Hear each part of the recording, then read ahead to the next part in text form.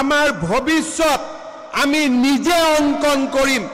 আমাৰ ভৱিষ্যত টকা পইচাই অংকন নকৰে, আমাৰ ভৱিষ্যত আমি নিজে অংকন কৰিম।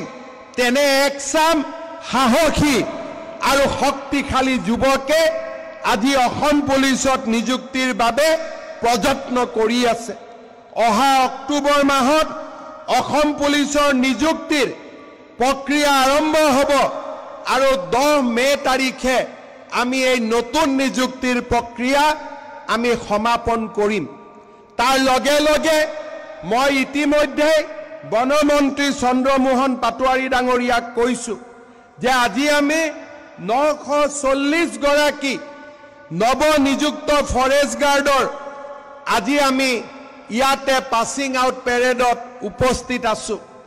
অহা ফেব্ৰুৱাৰী মাহৰ ভিতৰত আৰু 600 নতুন ফৰেষ্ট প্ৰটেকশ্যনত নতুন জোৱানত নিযুক্তিৰ প্ৰক্ৰিয়া আমি আৰম্ভ কৰিব লাগিব, যাতে প্ৰতি বছৰে আমি এনেকৈ এচাম নতুন যুৱকক অসম ফৰেষ্ট বেটেলিয়নত আমি আদৰণি জনাব পাৰোঁ।